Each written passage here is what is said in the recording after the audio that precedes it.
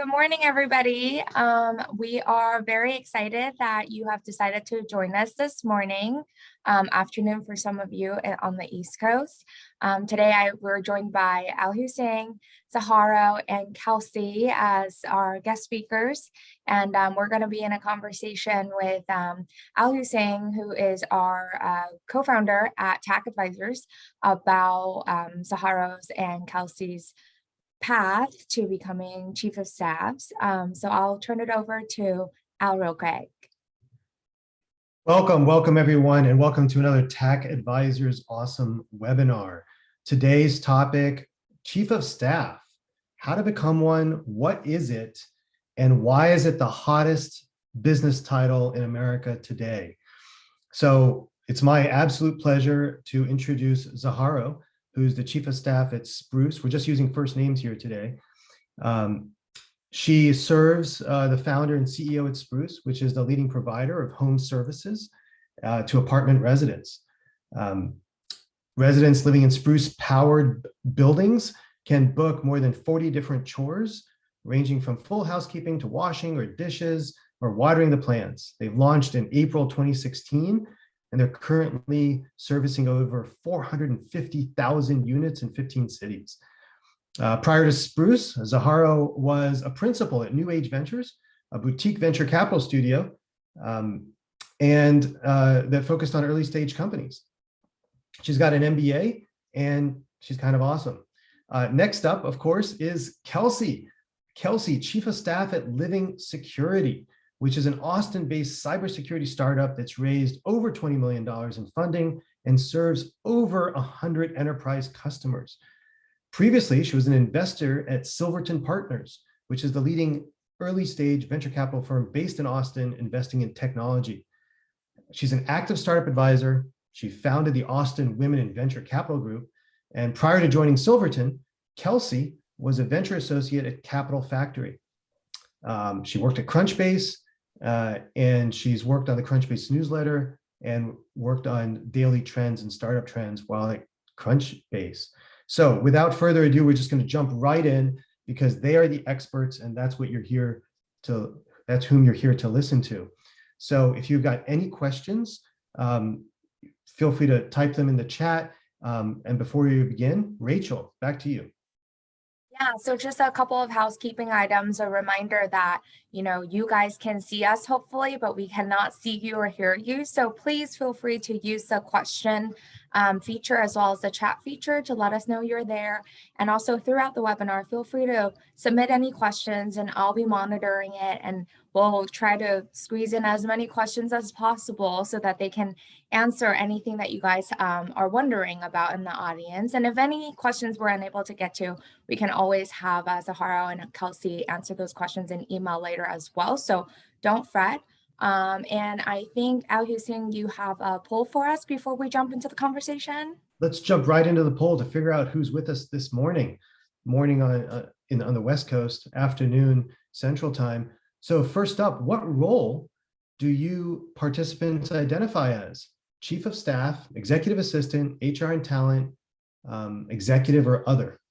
Next question is, how many admins are at your company?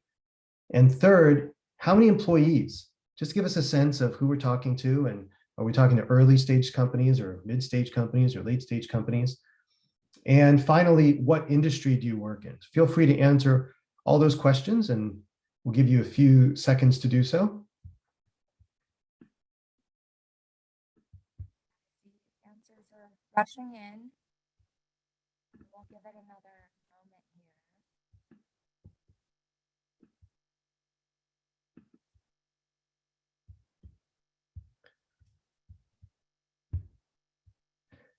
Looks like we have a lot of EAs in the audience.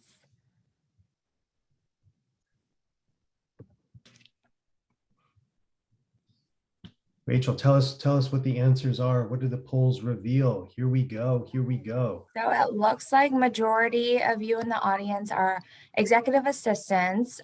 Awesome. So which means I would assume that a lot of you are kind of looking towards being chief of staff as your next step in your career. There's quite a few of you as current chiefs of staff, which is really cool as well. And then a bunch of others. So I'd be curious to know what others mean if you want to tell us in the chat so we know who you are out there. In terms of teams of admins, a lot of you actually have really big teams of admins of 5 or more, which is really cool.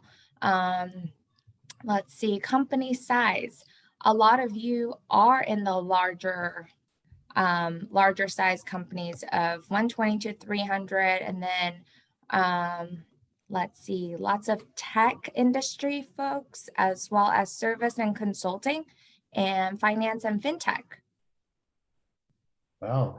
And according to the chat, we got some people who have over 160,000 employees. We've got some who've got different titles like manager, office of the CEO, education as an industry, folks in talent and HR. This is nonprofit sectors, education industries. This is great, great. It's going to be a robust conversation. And again, feel free to jump in with your questions through the chat as we talk to our panelists. So without further ado, Rachel, I'm going to jump right in to Kelsi and Zaharo. Kelsi and Zaharo, welcome to TAC Advisors. And tell us, just first right off for both of you, who grows up and says, I want to become a chief of staff? Nobody, because most of us don't even know the role even exists, right? How did you first find the role? How did you decide it was for you? And was it a role that you found yourself in and then the title was given to you? Or did you apply specifically for the role with that title? Zaharo, why don't we start with you? Sure. Thanks for having me. I discovered the role rather indirectly. I didn't realize that I was actually already working as a chief of staff when I was at New Age Ventures. So while I was at the firm, I had the opportunity to partner with founders of some of our portfolio companies. We were also structured like a venture studio. So we incubated startups at our firm. And so the founder of our firm was also the founder of one of our startups. And so I partnered with him very closely to lead certain strategic initiatives, project management. It ran the gamut, and I wore a lot of different hats. And through that experience, I realized that I really enjoyed the day-to-day ops and partnering with the founder at that level of the business. And through that experience, just uncovered that passion to be this sort of master generalist, and found a new role at Spruce when they were hiring a chief of staff. And I knew that the role was for me because I really enjoyed the in and outs of what a chief of staff does every day. Master generalist. So put that on your LinkedIn. I love it. Or how about unrepenting generalist, right? Own it. Own the fact that you own all the things. Kelsi, how did you find yourself in this role? Yeah, so well, thank you, Al-Husein, for having us, and Rachel for having us. So I'd heard a lot about the role. It was kind of like, I saw there was, some of you in the audience who came from the venture side. So it definitely has been gaining like notoriety, popularity. And I had a couple of like mutual contacts and friends who had taken on the role coming from like the VC background. And so I got the chance to kind of dig in and learn more about it, but really found myself like looking for something that was operational. I'd been working with entrepreneurs for the last 4 or 5 years prior to this on the VC side. And there's a certain level of, I think, one, respect from entrepreneurs and like understanding on a deeper level when you are working with them on the investment side, if you've actually been in the trenches with them and you've done a little bit more than just kind of sit on a board. And so I really was looking for the chance to dive in and gain some of that operational experience. So I have also always like been a generalist and viewed myself that way. And so when I heard about like the type of a job that a strategic chief of staff could be, it made a lot of sense, and I wanted to go after it. I actually met the founders of Living Security, which is the business that I work for right now, in 2017. And through sourcing them, like our seed round, basically participated in that through my time at Capital Factory, and then brought the deal into Silverton Partners, which is the firm that I just left. And so we had a board seat, and the GP that I worked directly with, basically when Ashley, the CEO, was really scaling up and looking to do her Series B, it became clear there was like a lot of like need for someone who could be the integrator, like connect all the silos and the dots. And the role came up that way. And I was excited to get to jump in and get to work with her after kind of like a while of just knowing her and spending time like keeping up with the business. So it's very clearly, Kelsi, did the title chief of staff come after you were working in the role, or was it something you had applied into? I didn't apply for it. It was more like Ashley's looking for a chief of staff. Kelsi makes sense. Yeah. That's often how we find ourselves in the role. You highlighted something about entrepreneurship I'd like to just double click on for a second.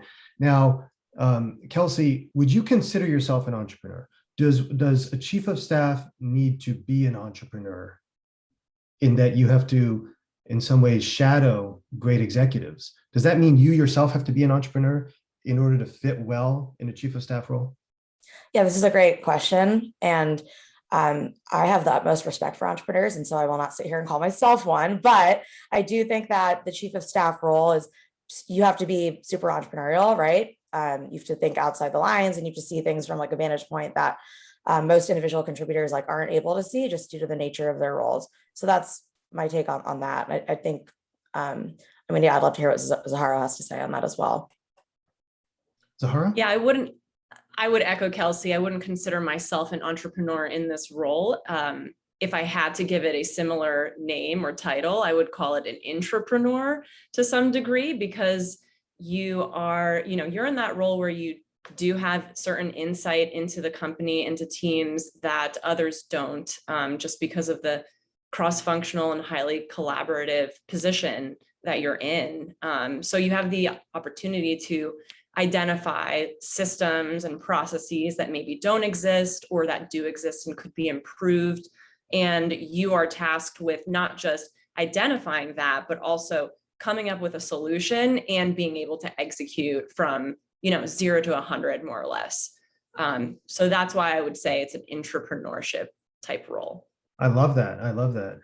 You're the intrapreneur to every entrepreneur. Put that on your LinkedIn. That sounds phenomenal. Piggybacking off of Al-Husein's question there, we have an audience who wants to know if you think that chief of staff requires an MBA. What are your guys' thoughts on that? Zahara, I've seen many chief of staff roles that have been posted, JDs, that do require MBAs. I do believe that there are multiple paths to getting into the chief of staff role. One is, of course, having the basic minimum requirements that JD is asking for. Another is being at the company already and flexing into the chief of staff role. If it currently exists, even if it doesn't exist, you can still pitch for that role with your principal. You could take on additional, let's say, stretch projects that are less admin focused and more strategic in nature to prove that you are a good fit for the role. So those are just a couple of things off the top of my head that I would recommend. Kelsi? Yeah, similarly to Zaharo, there's a lot of different paths to the chief of staff role, just given how different the needs are, depending on the type of business, size of the business, and the individual who's hiring for the role. What I really like about this job, and what I've always enjoyed about startups and tech in general, is that there's rarely just one path that leads to success, right? And so I think when I hear the question, is an MBA required? It depends on the couple of context factors I just mentioned, but also I think what you do need to have is an understanding of how a business operates, understanding the business model and how it can grow, and having kind of just basic financial acumen is important. You don't need to be a finance guru, and you don't need to that might be the hat you end up wearing actually, but depending on your interests and skill set. But I don't think you need an MBA, but it does depend on what the needs of the individual are in the business. Yeah, and of course, at TAC Advisors, we hire chiefs of staff for our clients all the time, and they specifically mention, no MBA needed. And because so many of our clients are looking for chiefs of staff who've come from a service background, an administrative background, and trying to really master generalist and entrepreneurship role. Back to you, Zaharo, when you think about, because I've heard you both mention tech, and you both come from tech backgrounds, and you're both working in startups. What is your perspective on opportunity within smaller companies, tech companies, startups, to find your role as a chief of staff therein versus, say, larger entities with clearly defined swim lanes? Yeah, that's a great question. I guess I can answer it from my perspective of why I joined an early stage startup. I mean, the things that I'm optimizing for are learning opportunity, right? You have a big impact on the team because you are one of, let's say, maybe 7 executives on the team versus just being on a specific, in a specific department. So you have an overview of the entire company versus, let's say, just finance or just operations or another team. You also have a big impact with, the projects that you do lead.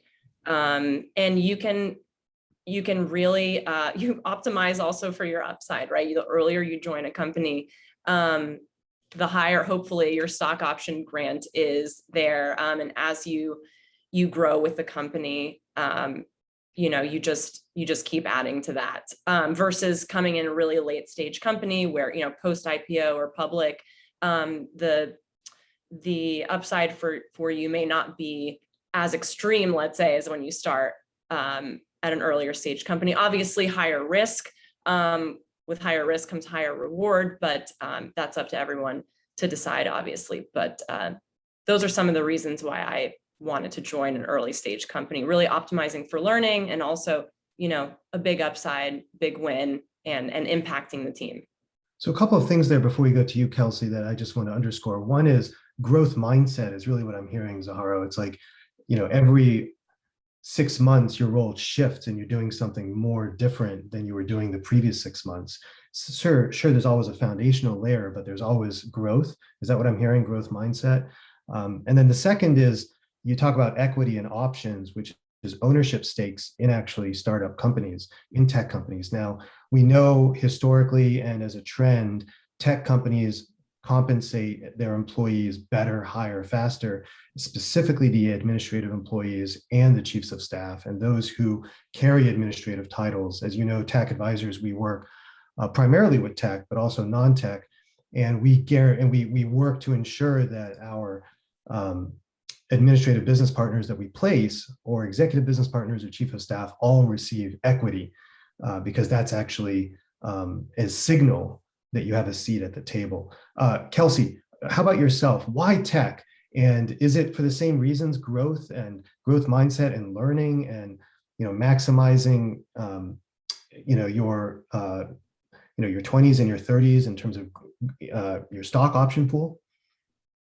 All those things certainly matter to me today, but I will say, why tech in the first place? I come from a technical family, so a lot of engineers and scientists and whatnot. I am a humanities driven person, always have been.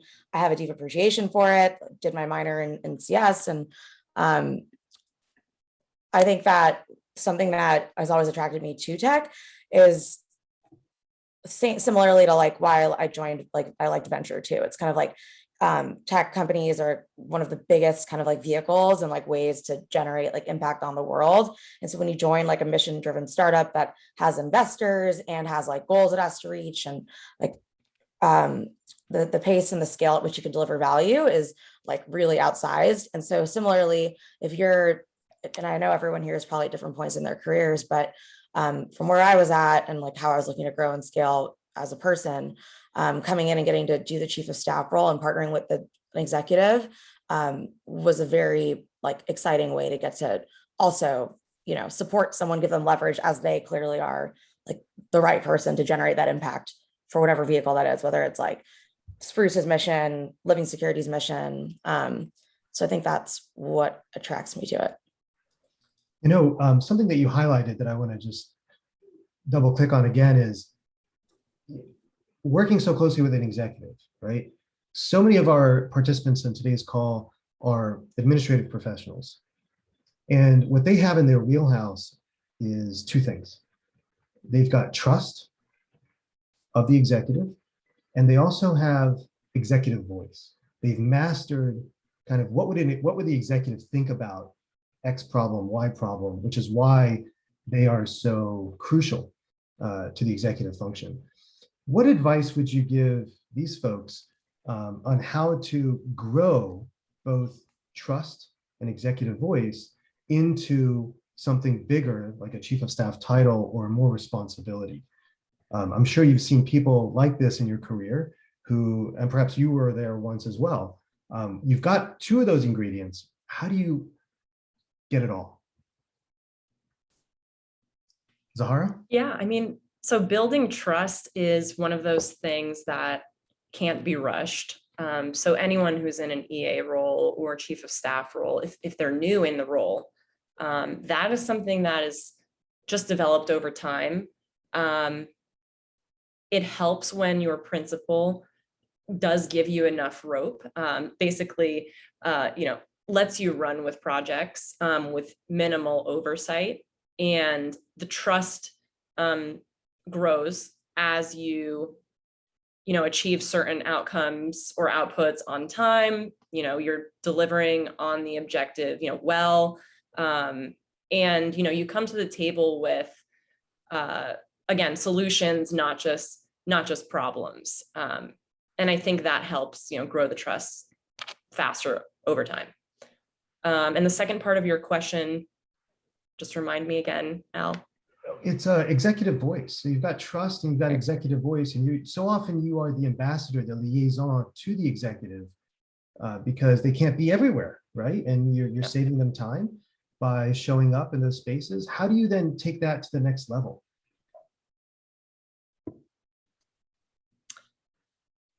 I'll let Kelsi take this one first, and you can come back to me. I'll jump in. So I think, from an admin perspective, and like, I think you make a really good point, Al-Husein, but if someone's in an EA role and they aren't, like, there's certain like personality traits and like individual like characteristics that you pick up on somebody from spending that much time with them and having that level of trust, which are so important because like being a role like this for someone at that high of a level, it takes a lot to like build that trust and be there. But I do think the difference in going from like the admin to like the strategic chief of staff, like the difference there comes from like being in the room while they're in meetings and being able to understand why they are approaching a problem the way they are, and kind of like going through different business problems and projects with them that way, because that's how you're able to then like become that extension and be that leverage when they're not in the room and when they're not there. And that's ultimately when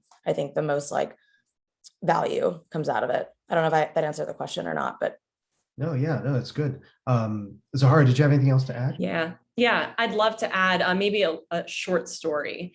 So learning your principals' values and their expectations, which is sort of wrapped up in their executive voice, helps you then like deliver on your objectives.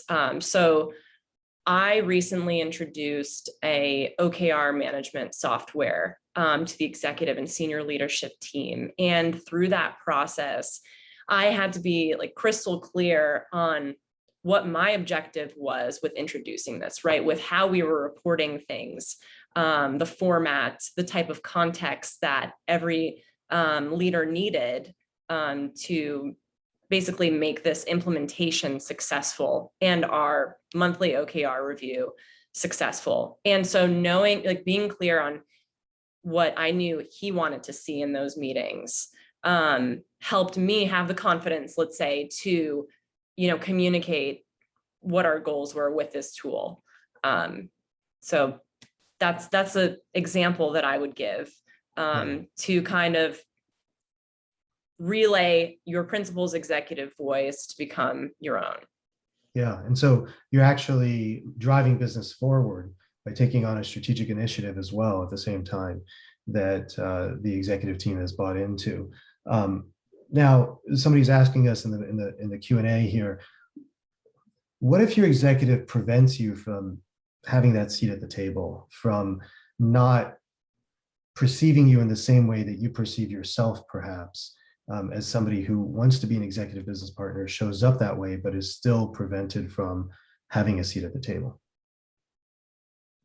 I feel like trying to do this, like, I don't know how long, to the person who asked the question, I don't know how long you've been at this company or working for this individual, but sometimes, like, it is the case that it's probably like more likely you'd get this kind of like role and like what you need outside, like externally, versus trying to make that climb internally, to just be very honest with you. And then I think, but again, I don't know your like specific case. I do think that if you've exhausted all the avenues, like Zaharo earlier mentioned, I mean, are you asking for like certain kinds of projects? Are you going out of your way to do things that you haven't been asked to do because you've observed like what the highest priority objectives are for this individual or for the business? If you try to do something about solving that, or like making their like certain meetings easier or something like that, I think there's a lot of different creative like ways you can try. And if you've exhausted those approaches, then it's probably like time to look outward.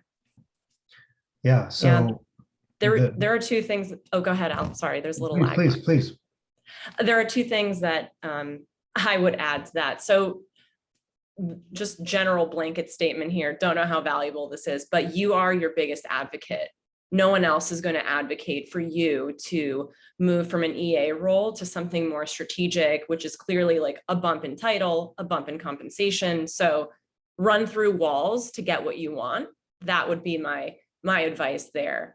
And then second, I'm gonna repeat that, because that's a pretty bold statement. Run through walls to get what you want. That's bold. That's bold. Like literally, like prioritize yourself over and above company and executive. Prioritize your own career. That's what you're saying? Well, yeah, I mean, certainly nothing to the expense or to the detriment of your current role or your company, but no one is going to say, oh, I'm going to, bump this person up because they deserve it, right? But if you're pushing for that, that might be at the front of their mind more often, and then you eventually do get what you want in the end, or you find that you can't overcome that wall and you find, another opportunity elsewhere. The job market's really hot. A lot of people are looking for to hire, and it's difficult to hire good talent into certain roles. The second thing I would say is that provide value first before advocating for an increase in compensation or an increase in title, because then that is something concrete that you can point to and say, look, like, here's what I've done, and here's why I think I deserve XYZ. I love that. Always add value and show up like a partner, because that's what a partner would do. They would say, look, this is how I'm contributing to the business, rather than asking for something before adding value. When we think about, being master generalists, as chiefs of staff are, it is often the case, it's been my experience, and it's probably been many people's experience, just like very high level executive business partner roles, particularly to the C-suite, that there is a burnout factor, that because you are in some ways everywhere.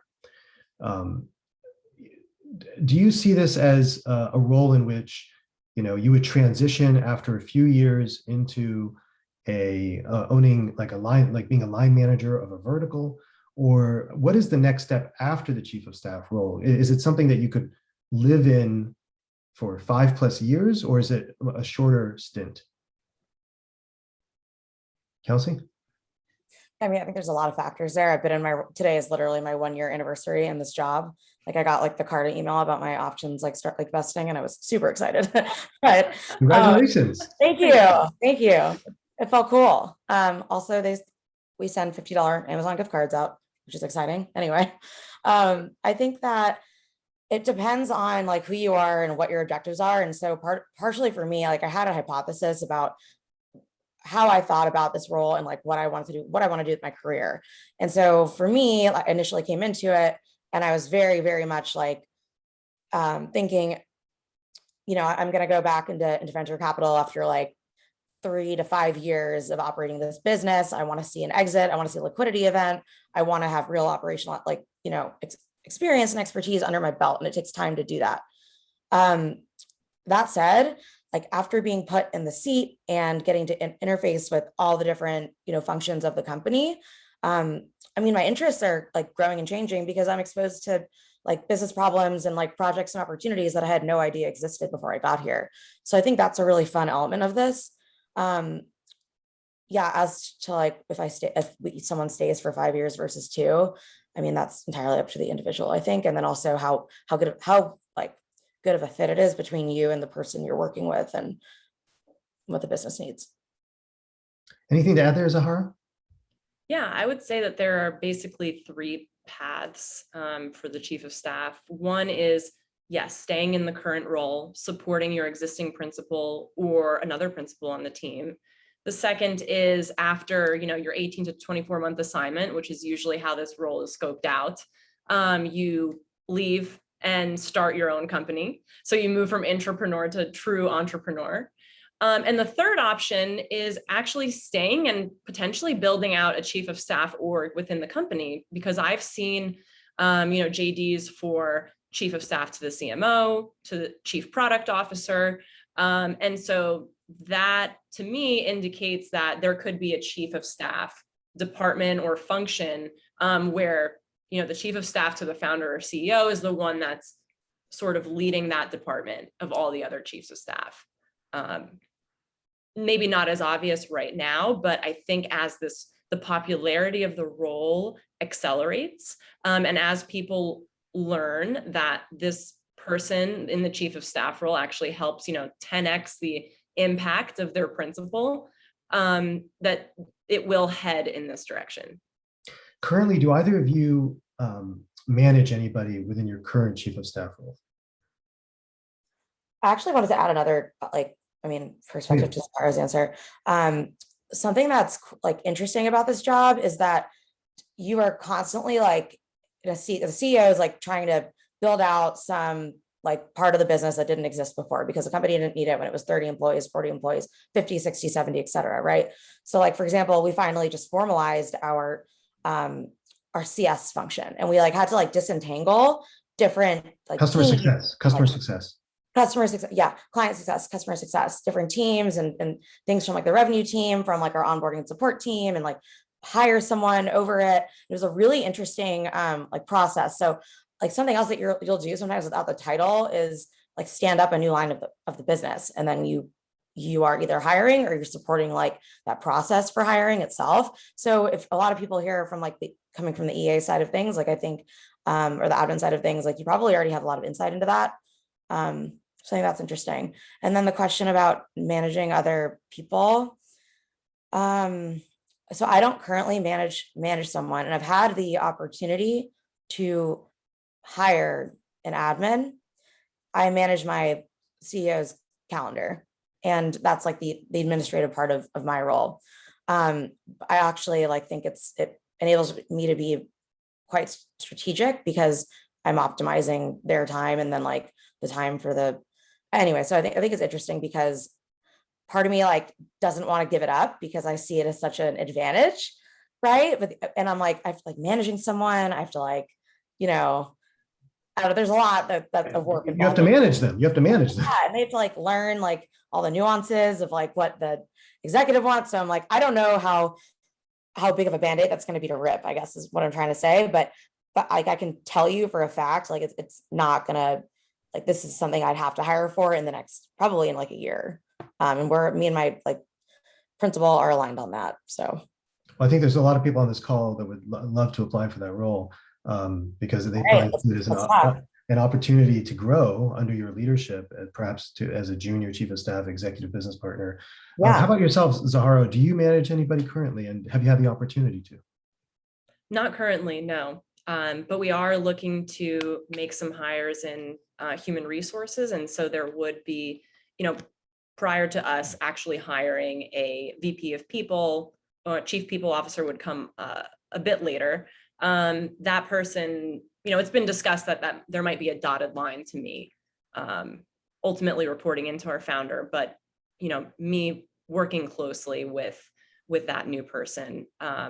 Because I've had my hands in some like human resources, tech stack audits, and in the engagement tools that we use as a company, making recommendations there. So there's a bit of overlap, and it would be a pretty natural, let's say, collaboration if there was that person in that role and the dotted line to me. Yeah, and of course that's because you carry the executive voice, right? And so and the values of the company, and so anybody in the people function should reflect that 100%. Currently, do you both report directly to the CEOs? Yes. Okay. And how about yourself, Sahara? Do you do administrative tasks as well, like managing time of the executive? Now, of course, many of our audience members come from the administrative function. And as you hear me say often, and as we say at TAC Advisors very frequently, the most valuable resource in any company is actually executive time. And executive time is is more valuable than Bitcoin. And so one has to guard it as such and ensure that, they're 10xing their day, which is why I think, Kelsi, you spend so much time managing their time, right? Because it's a proxy. Yeah. The calendar is a proxy for their time. I mean, it's like that. And I think being in being in like their inbox is so invaluable. We're moving so fast. Things happen so quickly. So just being able to like see what's happening and understand, so that when I interface with the rest of the executive team, like I'm able to drive more alignment, like that helps prevent like people running cycles over things that have already been figured out or solved, or like a decision's been made because someone like the executive hasn't had a chance to communicate with someone else that day or that hour, right? So I think that's interesting. And it's about roughly 20% of my time, like depending on what's going on. But that's where I'm coming from with it. And then, yeah, I'd be like really curious to hear, Zaharo, how it's structured at your company. Yeah, I would say that almost 100% of my time is focused on strategic projects versus admin work. I think a lot of the table setting is the responsibility of the founder or your principal in terms of like the expectations of the role before you join, like through the interview process, right? So you have an understanding of what that split between admin and strategic work actually is. And then after joining the company, to make sure that expectation is socialized with the rest of the executive leadership team. So we do not have any EAs at our company. So everyone, it's pretty much on every single person's plate to, schedule meetings as they see fit. And it's been working really well so far. So I don't see the need for an EA at this time. But yeah, one thing I would advise is if you are interviewing for chief of staff roles or having those conversations with your principal, to really dig into what that split is going to be. Because if you are looking for chief of staff role, you really want to optimize more for strategic tasks and projects versus administrative. There's a lot of questions in the chat right now about work-life balance, or what I like to call work-life integration during COVID. So can you speak a little bit about how you think about work-life balance or work-life integration? I know, Kelsi, you alluded to this earlier, which is, prioritize your career. That's what you're doing currently. So what does it mean, though? Like how do you find the balance? How is the work? I mean, you guys are both in startups and in tech, so I imagine it's pretty intense, but can you speak to that a bit? Do you want me to go first? Or? Please. All right, okay. Let's see. I mean, there's a lot of ways to cut it, a lot of ways to come at that question. I think ultimately what we want to avoid, like when I think about taking care of our people, which is incredibly important, like retention is, especially in this employee like first market, right? Like retention is top of mind for myself. I mean, I talk to my friends who are founders of their own companies, and it's constantly something that's like evolving. So I think first and foremost, knowing that you can be taken care of, that your principal is being taken care of, and that their team is being taken care of, then like what's being communicated values wise and like actions wise, like it then enables them to take care of the rest of the organization. So it really like has to come from leadership first. And I think you have a role in influencing that because you're talking to all the people at the company. Like you're probably interfacing with a different set of individuals, or at least an expanded one on a day-to-day basis. So you can bring those like needs from the team members and like what you're observing like thematically across the company to leadership and like influence kind of the policies and all that are set in place. Personally, like from my own work style, I've always worked in environments where you're running hard, you're running fast, like, and I think it's over glamorized a lot in tech specifically, and people are kind of waking up and coming around to that. But there's a certain level like where you have to be okay with keeping up with the pace of the person that you're the chief of staff for and of like the company. So like the way that we run and the pace that we run at is very different from, maybe different. And I don't know which ways, I'm not saying one's better or worse, but different than like hospitality or professional services. So I think that with work-life balance, it's like something that we're all on a regular basis trying to figure out. And I don't have like a one size fits all approach to share. So I appreciate the candor, right? I appreciate the candor. What I'm hearing is it's a startup, and to get outsized gains, like you just said, today is your 1-year anniversary, so you vested, your stock. To receive outsized gains, people have to show up in outsized ways. Oftentimes, particularly as you're trying to go to 10x in a short period of time. Zaharo, did you want to have anything to add to that? Sure. So regarding just the phrase work-life balance, I tend to bristle at that word. I like to think of it more as just like life. We are a remote first company. So wherever our employees believe that they can get their best work done is what we are happy with. So again, in tech, things are running extremely fast-paced. We are working cross-functionally among different teams, product engineering, strategy, operations. So communication has to be at a level where things aren't slipping through the cracks, we're all aligned, where we have efficient meetings, we're making decisions quickly. And there is, I would say, balance across the entire org, across all teams there. Yeah, we have a great work-life balance, if we're going to use that word. And I would say that we're optimizing for, talent that is also looking for the same thing. Yeah, that's a great perspective. My perspective is perhaps a bit more nuanced in that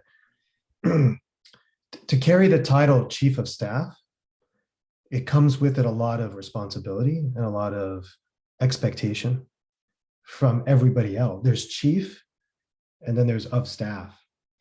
And in some ways, you have to be the gap filler for the executive in known ways and in unknown ways, things that you don't know are going to happen and that you do know that are going to happen. And so inevitably, like when we interview for chiefs of staff and we ask, are you looking for work-life balance? And we ask them what that looks like in terms of a day-to-day, and we really drill in. What is clear is that in this role, it does require more of you from you consistently and comprehensively. And so, it's not for the faint of heart because you have the word chief in your title and you're showing up like like the right hand of an executive. And so there's a high expectation there, a high expectation. I have a story there as well that I can Please. add there, a quick one. So when I joined Spruce, I mean, it was chief of staff was definitely a tactical hire in terms of the responsibilities that were like my role and responsibilities, and then the timing. So I was in the lead for helping us get our data room together for the Series B raise. So that involved a lot of like cross-functional collaboration, and it did require me to work the greater part of a Saturday. And so some people might say, oh, I can't imagine working on a weekend, but at the same time, the last time that our founder like asked an employee to work on a weekend was, about a year and a half ago. So very rare occurrence. But again, given the role I'm in, the things that I'm responsible for, and any like time crunch or other external factors may influence what my working hours are, but 99% of the time I would say they are, they're fantastic. That's good to know. That's great to know. It's great to know that you can find that balance, but you're 100% remote, correct, Zaharo? Yes. Okay. And Kelsi, you guys are based in Austin, yeah? Mm-hmm. Sahara and I are both in Austin. Like the companies are headquartered here, both of them, but yeah, I'm in the office. Like we just opened up a brand new office on South Congress. I saw a bunch of people here, Austin based in the attendee list. But anyway, it's been interesting. Yeah, for sure. So, we've just got 10 or 13 minutes left here. So if you guys have additional questions, please post them in the chat. I'm going to continue on here. Again, master generalists, master jugglers. That is the chief of staff role. How do you both stay streamlined in the middle of all this chaos? Because you've got things coming from you on the left, on the right, from the front, from the back. How do you know what to prioritize, how to prioritize? Do you have tips or tricks on how to stay streamlined, how to stay focused? Because it's probably coming at you all the time and there's an information overload. Zaharo? Yeah, I mean, I would say that ruthless prioritization would be my number one tip. Close second would be over communicate on what you're working on and like managing expectations there. One great like business rhythm that we have is a Monday, Wednesday morning sync, my principal and I, and then like for a half hour. And then on Fridays, we have a 1 hour one-on-one. So the syncs in the middle of the week is like, those provide the opportunity to, discuss progress on any project that I'm currently working on, managing expectations through that. And a lot of times through those discussions, new projects are added, right? And so I have to like actively prioritize either in that meeting or like shortly after. But yeah, as long as the communication is there and you are prioritizing things, your principal should be happy with what your outputs are. And I love those two things. And so to repeat them, it's not just prioritization, it's ruthless prioritization, meaning it has to hurt. You have to, what you're not going to do because you're prioritizing something else and you have to be okay with it. And then the flip side of that coin is over communicate and ruthless prioritization. Kelsi, what would you say? Yeah, the two like terms that came to mind were exactly what Zaharo shared around. I mean, in my mind, this is the same thing as ruthless prioritization, but you're constantly force ranking like every hour of the day, like at least, weekly, daily, whatever it might be, like you're constantly force ranking things because we have limited resources, we have limited time, like these are our most finite like resources as a startup and capital, right? And like, so all these things come together and that's where that leads. But I think like I have a 20-minute daily stand up with Ashley every day. And we have basically like we're constantly in sync on what are the business priorities, what's changed, like when, why, how, like where are we driving towards? And staying in alignment on that makes us both super effective. It makes me much more effective at my job. So I like that. And then just like having an understanding around the process for communicating and checking in with my CEO's direct reports, and doing my own kind of like back channeling and stuff like that, like really helps us be super effective together. So where can people learn more? Like, what are the books that have helped you, the podcast, the tools, the mentors, perhaps the speakers, the TED Talks that have helped you really frame your role, that kind of give you a framework to step into your role, grow your role? Anything that comes to mind that we can share with our audience today for tools that have helped you, books and other trainings, specifically for the most popular role in the United States, which is the chief of staff role, but the most underserved? Zahara? I could make a couple of recommendations there. Number one, like general recommendation for someone stepping into a new role, the first 90 days is a very popular business book. So I found it extremely useful because specifically for the chief of staff role, with respect to its recommendations on like building rapport with the executive leadership team and other senior members of the leadership team early on. So in your first, definitely in your first 30 days, if not, the first couple of weeks there, you learn so much about the organization and how like the stat, like this current state of the state, right? How things are currently functioning. You have really like eye-opening conversations early on. It helps you be aware of potential issues or, let's say an implicit culture versus what might be an explicit culture. So that's recommendation number one. Recommendation number two, for those who are chiefs of staff or soon to be in those roles, the Chief of Staff Network is a fantastic organization. It's basically a huge Slack group, hundreds of chiefs of staff from all over the country. You need to be referred in to join, but once you're there, people share all sorts of tips on how to be successful in the role. I myself have borrowed, frameworks that have been suggested there.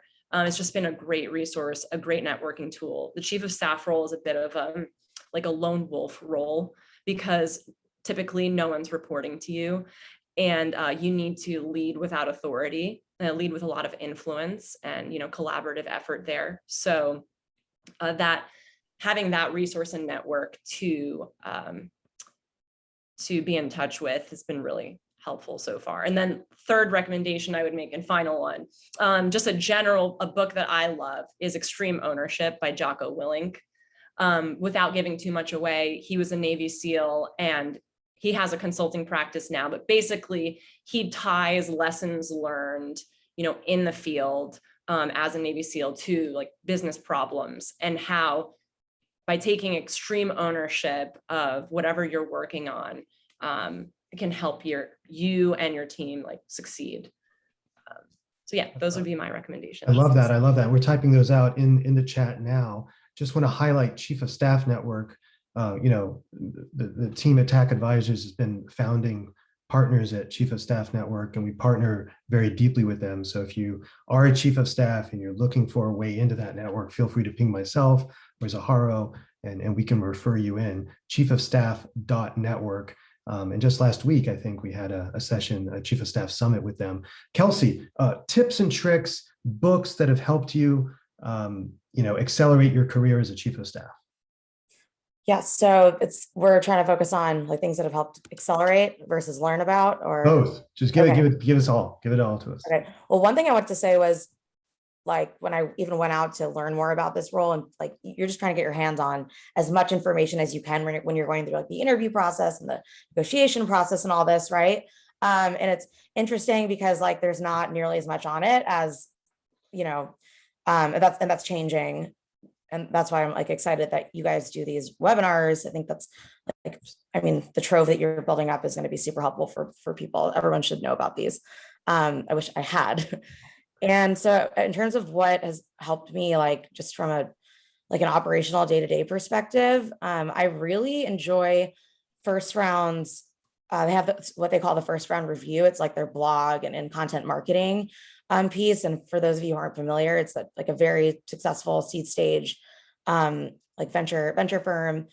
So I really like that. They have a newsletter that goes out, and I read a ton of those. You get insights into the minds of like people who have been like extremely successful and VP of engineering roles, CMO roles, like board advisor roles. And that's really helpful because you're constantly interfacing with those types of people. And the needs are changing. So that's one thing. We do the OKR, we run OKRs at our company, and Zaharo does too. So Measure What Matters by John Doerr is like, I've reread that book 6 times, and it's helpful at every stage of the company as it grows. And then another great point that was mentioned was you're leading, especially like earlier on when you first joined in a company in this job, you're very much leading through influence versus like you're not someone's direct manager and they don't have to listen to you. It turns out that it's often in their best interest to collaborate with you and work with you. But Robert Cialdini's book called Influence, The Science Behind Persuasion, that's a fantastic handbook and like framework for like really understanding like a lot of reasons why people do the things they do and why they want to or might want to. So I think those have been really helpful for me. Those sound like not just books for chief of staff, but also to deal with your in-laws. So, but I think the point is the same, which is leadership is different than management. And what this role centers on is leadership, not management. You don't have to be a manager to be a leader. And leadership is influence down to the execs reports, influence up to your executive and across, right? Even though you don't have direct authority over anybody. That's what I'm hearing you both say. Final question as we round out the hour, and Rachel, keep us honest here on the time. What would you share to inspire those on this call to take that next step, to jump into the chief of staff role, or final words of advice or wisdom that you wish you had heard before you took this step yourself? Zaharo? I mean, just go for it. Believe in yourself and your ability. You know, if you have those creeping voices that is like self-doubt, just tell them to hush and take on those additional projects and stretch projects, and, you know, advocate for yourself and ask for what you want. I love that. I love that. Kelsi. So I was looking at one of the panelist questions and trying to answer it, but I'll return to that in a second. So something I wish I knew that before I took the role, was that the question? Right? Yeah, and any words of wisdom, any words of advice, parting words of wisdom or advice to future chiefs of staff, current chiefs of staff, people who are on the fence and they're just like, should I do it? Should I not do it? Yeah, I would take the time up front, and like the person who's hiring for the role is going to want to take the time up front too, to really understand each other's like working styles. Like the first day you walk in the door, this is really helpful advice I actually got from a good friend who was chief of staff at First Round. And it's different. It's like a venture firm versus a tech company, but this is something that I think can be applied like no matter what the industry is. You kind of build out your operating playbook, like you understand what theirs is, and then you give them what yours like more or less is. And then you're never not on the same page in terms of like working styles and like preferences and things like that. So I think that was really helpful. It'd be interesting to revisit that like a year later and see how that's changed, or maybe like if it would still, I don't know. I'm going to actually go back and look at that. I also think, let's see. Advice, lean into your strengths. So everyone comes at something from like, you're going to come into this role with, maybe you have like the finance background, or you like lean more into marketing because you've been in the role for a while. Like something like it's different for everybody, but like really lean into that and then try to figure out why it works the way it does. And then try to replicate that in an area of the business that like kind of frightens you or is more challenging because it's not like in your natural skill set. Because you're not trying to like do the job. Like I'm not trying to be a product manager. I'm not trying to be an engineer, but if that's like an area of the business where there's like, it needs a lot of attention or investment, like you're able to kind of help your principal gain more leverage that way. I'd love to give a specific example, but I feel like I've been talking for too long. So, Well, listen, this has been great. Thank you both so much, Kelsi and Zaharo, and of course, TAC Advisors, Rachel, our hostess this afternoon. Please do contact our panelists, do contact us, do contact me if you need more resources, if you didn't catch something, if you'd like to ask us questions, we're actually absolutely available. We can talk about the Chief of Staff Network, we can talk about other opportunities to lean into the Chief of Staff role. And without further ado, I wish you a great Tuesday. Rachel, take us away. Thank you for joining, everybody. We are, this webinar has been recorded, so if you want to share this, you can find this on our website. And then I see a lot of questions about the recommendations that Kelsi and Zaharo just made on books and such. We linked it into the chat, but we will send those out via email as well, so you guys have all of the information and you can start reading and start investing in yourselves on your path to Chiefs of Staff. Thank good luck, you everybody. again. Thank you for having us. Good luck, TAC, Al-Husein and Rachel. Thank you so much. Both. All right. Thanks, everyone. Take care.